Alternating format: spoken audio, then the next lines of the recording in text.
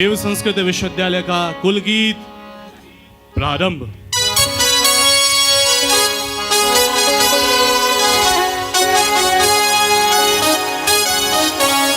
मानवीय उत्थान का जो अनवरत आधार है, मानवीय उत्थान का जो अनवरत आधार है, देव संस्कृत विश्वविद्यालय सृजन का द्वार है।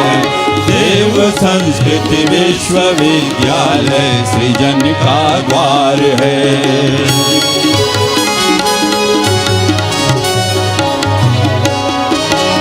दूध गंगा की हिमालय की मिली छाया इसे, दिव्य वातावरण में पोषित मिली काया इसे। कुल पिता का है फरस्ता स्नेह संरक्षण यहाँ, कर्म की मिलती उन्हीं से प्रेरणा हर क्षण यहाँ, कर्म की मिलती उन्हीं से प्रेरणा हर क्षण यहाँ। कुल जनन की दिव्य मृदु ममतामयी रसधार है, देव संस्कृत विश्वविद्यालय सृजन का द्वार है। देव संस्कृत विश्वविद्यालय सृजन का द्वार है।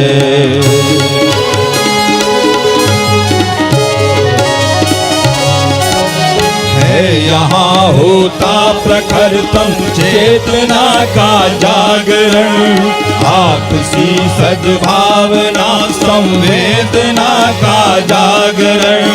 यह महामानव बनाने की सुगढ़ टकसाल है, वास कर इसमें युवाओं की बदलती चाल है, वास कर इसमें युवाओं की बदलती चाल है। विश्व फिर लगता उन्हें अपना सगा परिवार है, देव संस्कृत विश्वविद्यालय सृजन का द्वार है। देव संस्कृत विश्वविद्यालय सृजन का द्वार है। मानवीय उत्थान का जो अनवरत आधार है, मानवीय उत्थान का जो अनवरत आधार है, देव संस्कृत विश्वविद्यालय सृजन का द्वार है। देव संस्कृत विश्वविद्यालय सृजन का द्वार है। देव संस्कृत विश्वविद्यालय सृजन का द्वार है।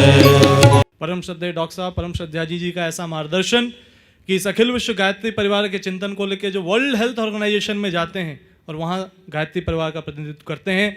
जब वर्ल्ड इंटेंजिबल हेरिटेज योग को घोषित किया जाता है तो देश का प्रतिनिधित्व एक ऐसा युवा करता है जो हमारे गायत्री परिवार में पूज्य गुरुवर के छाँव में विकसित हुआ है। जब हम यूनेस्को के साथ साथ यूएनओ की बात करते हैं और वहाँ वर्ल्ड पीस चार्टर तैयार होता है तो एशिया पैसिफिक के डायरेक्टर बन के वो कार्य करते हैं। जब टेम्पल्टन पुरस्कार जो कि अपने आप में अति प्रतिष्ठित पुरस्कार है उसके ज्यूरी में जब वो जाते हैं, जब एशिया का पहला centre for Baltic culture and studies Dev Sanskrit Vishwavidyalaya में स्थापित होता है तो हमारे मिशन के गर्व हैं, गौरव हैं और गुरुदेव के उस पथ पर आगे बढ़ रहे हैं हमारे आदरणीय डॉक्टर चिन्मय पांड्या जी से मैं प्रार्थना करूंगा कि ऐसे विशिष्ट व्यक्तित्व का स्वागत आपके माध्यम से हो। निवेदन स्वागत भाषण हेतु। परम पूज्य गुरुदेव परम वंदनीय माता जी के दिव्य संरक्षण में आज के इस अत्यंत पवित्र पावन पुनीत महाशिवरात्रि के अवसर पर देव संस्कृत विश्वविद्यालय के इस मृत्युंजय सभागार में आज के इस संगीत संध्या के अवसर पर हम सबके मध्य उपस्थित, हम सबके लिए मातृतुल्य परम पूज्य गुरुदेव परम वंदनीय माता जी दोनों की एक साथ सम्मिलित और साक्षात प्रतिमा श्रद्धेय जी यहाँ उपस्थित, इस कार्यक्रम के मुख्य अतिथि देव संस्कृत विश्वविद्यालय, शांति कुंज, गायत्री परिवार, इन सभी का एक अनन्य, अभिन्न और अविभाज्य अंग रहे। भविष्य के भारत रत्न और वर्तमान के पद्मश्री श्री कैलाश खेर जी हम लोगों के मध्य विशिष्ट अतिथि के रूप में जिनका आज संयोग से ही सौभाग्य हम लोगों को मिल पा रहा है, आदरणीय श्री तिवारी जी भाई साहब, यहाँ उपस्थित विभिन्न स्थानों से आए क्षेत्र के सभी गणमान्य अतिथिगण, देव संस्कृति विश्वविद्यालय के गायत्री परिवार के शांति कुंज के सभी कार्यकर्तागण, प्यारे भाइयों और बहनों और प्यारे विद्यार्थियों, हम लोग दोस्तों कहते हैं कि ज्योतिष में यदि कोई कार्य उचित समय पर हो तो हम उसे मुहूर्त कह करके पुकारते हैं। विज्ञान की दृष्टि से यदि कोई कार्य सही तरीके से हो तो प्रिसीजन कहलाता है। भाषा की दृष्टि से वही शब्द सुयोग बन जाता है। और भावनाओं की दृष्टि से, भावों की दृष्टि से यदि कोई कार्य शुभ स्थान पर हो, शुभ मुहूर्त में हो, शुभ भावनाओं के साथ हो, शुभ उद्देश्य को मन में रख करके हो और एक शुभ व्यक्तित्व के द्वारा संपादित हो तो हम उसे सौभाग्य कह करके पुकारते हैं। और आज के दिन को तो हम लोग बहुत ही विलक्षण सौभाग्य के रूप में गिनेंगे, क्योंकि यदि आज के दिन को हम लोग मूल्यांकन की दृष्टि से देखें तो ऐसा लगता है कि सारे सौभाग्य एक साथ गठित हो रहे हैं। हरिद्वार की ये कुंभ नगरी, जिसका पूर्ण कुंभ का अवसर है और उसके शाही स्नान का आज पहला दिन है, और वो हरिद्वार जहाँ पर कभी भगवान शिव ने महर्षि भगीरथ को आशीर्वाद देकर के कृतार्थ किया था, वो हरिद्वार की कुंभ नगरी।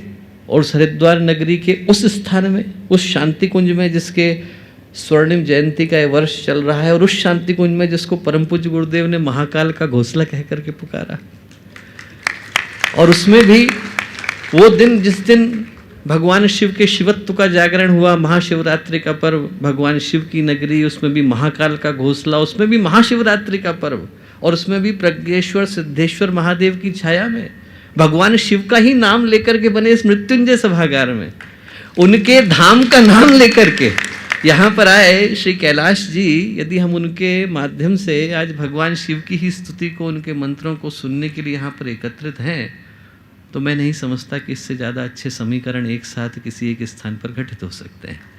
आज का जो दिन है वो निश्चित रूप से बहुत सारे सौभाग्यों को एक साथ लेकर के आया है, और जब ऐसे सौभाग्य बरसते हैं तो मन में आनंद की अनुभूति होती है। और इसलिए मात्र नहीं होती क्योंकि आज कैलाश जी जो हैं वो भारतीय संगीत आकाश का एक बड़ा दैदीप्यमान नक्षत्र हैं, बल्कि इसलिए भी होती है कि उस शिखर पर पहुंचने के बाद जो उनकी शिष्टता है, विनम्रता है, शालीनता है, अध्यात्म के प्रति अभीप्सा है और एक अच्छा कार्य करने का भाव है, वो विरलों में होती है। हम लोग को लगभग 8 वर्ष हो गए उनको जानते हुए, और ये बात बताने में मुझे संकोच नहीं है कि उनके घर में आप जाएं तो एक टेलीविज़न नहीं, उनके घर का जो शायद सबसे बड़ा कक्ष है वो साधना का कक्ष है। और जो सबसे बड़ी बात है वो ये बात है कि जब बात ये आई कि हम लोग शांति कुंज के अंदर महाशिवरात्रि के इस कार्यक्रम को करना चाहते हैं, तो उनके 2 कार्यक्रम पहले से तय थे, जिसको उनने कैंसिल किया और कहा कि यदि मैं अपने घर आ रहा हूँ, शांति कुंज आ रहा हूँ, देव संस्कृति विश्वविद्यालय आ रहा हूँ, तो शुल्क एक नहीं लूँगा। तो वो आज अपनों के बीच में उपस्थित हैं, एक गंभीर भाव के साथ उपस्थित हैं। और जब परिवार ऐसा हो तो संस्कार भी वैसे ही होते हैं। डॉक्टर नूतन जी जो उनकी छोटी बहन यहाँ पर हैं, अभी वो देवी स्वरूपा कात्यायनी की माँ बनी हैं, और ये बताने में मुझको बड़ा गर्व होता है अपने लोगों के मध्य कि पूरी गर्भावस्था की जो अवधि थी उसमें से प्रत्येक दिन परम पूज्य गुरुदेव के मुख से गायत्री मंत्र अनवरत उनके घर में गूंजा है। वांग्मय की एक एक प्रति उनके घर में सुरक्षित है। और निश्चित रूप से जब ऐसे परिवार को हम गायत्री परिवार के मध्य में पाते हैं तो मन खुशी से भर उठता है।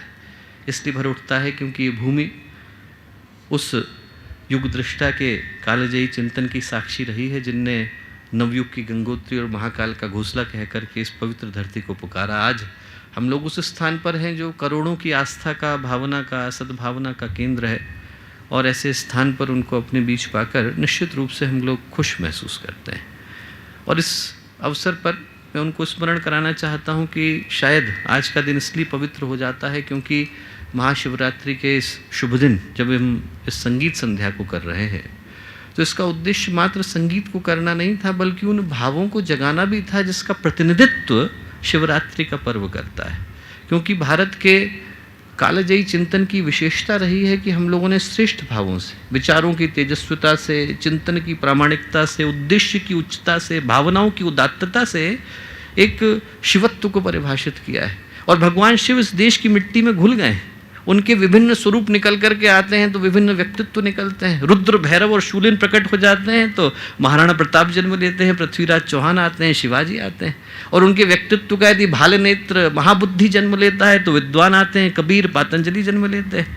और उनके व्यक्तित्व का यदि त्रयंबक, उनके व्यक्तित्व का यदि विरूपाक्ष आता है तो संत जन्म लेते हैं। और उनके व्यक्तित्व का यदि स्वयंभू, महाकाल और पाप विमोचक वाला स्वरूप आता है तो करोड़ों के हृदय पर हस्ताक्षर करने वाले पूज्य गुरुदेव जन्म लेते हैं। और आज जब हम उनकी इस पवित्र धरती पर उपस्थित हैं तो इस कार्यक्रम को यहाँ करने के पीछे का उद्देश्य एक ही था कि हम स्मरण करा सकें कि संगीत के भावों के साथ हर व्यक्ति को ये याद आए कि हम लोग शिवरात्रि के पर्व पर भगीरथ के संकल्प को स्मरण करते हैं। ये पर्व आत्मबल संपन्न भगीरथों के जागरण का पर्व है। भगवान शिव जिस चीज़ का प्रतीक है वो विश्व को अमृत में बदलने का प्रतीक है। समुद्र मंथन की कहानी याद होगी। मंदार पर्वत को हम लोगों ने मथा और मथने के बाद जो सबसे पहला रत्न निकला वो जहर निकला। भारतीय संस्कृति की विशेषता रही कि हमने जहर को भी रत्न कह करके पुकारा। उस जहर को अमृत में बदलने का काम जो शक्ति करती है उसको हम महादेव कह करके पुकारते हैं। इसीलिए सभी पुराने लोगों को स्मरण होगा कि अखंड ज्योति की जो पहली पंक्तियां थीं उसमें यही कहा गया, गुरुदेव ने यही लिखा, सुधा बीज बोने से पहले कालकूट पीना होगा, पहन मौत का मुकुट विश्वहित मानव को जीना होगा। जो संदेश है वो स्पष्ट है कि यदि इस संसार को अमृत का पान कराना है तो किसी महादेव को नीलकंठ बनना पड़ता है। यदि यहाँ पर गंगा का अवतरण करना है तो किसी भगीरथ को तपना पड़ता है। और यदि यहाँ पर राम राज्य की स्थापना करनी है तो किसी भगवान राम को वनवास सहना पड़ता है। और यही जो स्वरूप है ये भगवान शिव के दोनों स्वरूप हैं, ध्वंस और सृजन, संहार और निर्माण। वो एक ही सत्य के दो शाश्वत पहलू हैं। आज का जो व्यक्ति है वही कल तो दूसरे स्वरूप में बदलता है। आज जिसको पोषित किया जाता है वो कल विगलित होता है। आज का जो खाना है वो कल कूड़े में बदलता है। आज का बच्चा कल बूढ़े में बदलता है। और आज का खास कल लाश में बदलता है। क्योंकि दोनों ही स्वरूप जो हैं वो भगवान शिव के हैं। एक स्वरूप में वो कल्याण का प्रतीक है, श्रेष्ठता का पोषण करते हैं और कैलाश जी के यहाँ निवास करते हैं। और एक स्वरूप में वो शमशान में निवास करते हैं, चिता की भस्म को धारण करते हैं, अघोरों के साथ नृत्य करते हैं, मुंडमाला को पहनते हैं, काल सर्प को यज्ञोपवीत की तरह धारण करते हैं। रुद्र, वीरभद्र और काल भैरव उनके सहयोगियों के साथ घूमते हैं और उनके आँखों से निकलने वाली ज्वालाएं और उनके कदमों से उठने वाली थिरकन प्रलय को जन्म देती है। दोनों ही स्वरूप, चाहे वो शिव का हो चाहे रुद्र का हो, एक ही जगह से आए। आज उन दोनों ही स्वरों को अवगाहन करने का अवसर हम लोगों को मिलेगा। एक प्यारी बात बता करके अपनी बात का मैं अंत करूंगा कि व्यक्तित्व तो खैर बहुत से होते हैं, पर बहुत से कम लोग होते हैं जिनमें कष्ट को सौभाग्य की तरह लेने का भाव होता है। कैलाश जी के साथ हम लोग बैठे थे तो उनने बहुत सारी बातें कही, सारी ही प्यारी थी, पर एक जो बात उनने कही वो ये कही कि भगवान ने, गुरुदेव ने उनको पहले बहुत ज़्यादा रगड़ दी और फिर जितनी चमक देनी थी उतनी चमक दी। जो रगड़ के अंदर चमक को देख लेता है वो सौभाग्यशाली होता है। आज से लगभग 5 वर्ष पहले एक दिन रात्रि में आपने फ़ोन किया और एक गाना सुनाया, आदि योगी, और बोले कि इस गाने को मैं यहाँ पर एक बार शांति कुंज में देव संस्कृत विश्वविद्यालय में करना चाहता हूँ। तो आज 5 वर्ष के बाद वो प्रतीक्षा पूरी हुई। हम सबकी ओर से पुनः आपका भाव भरा स्वागत आपके अपने घर में।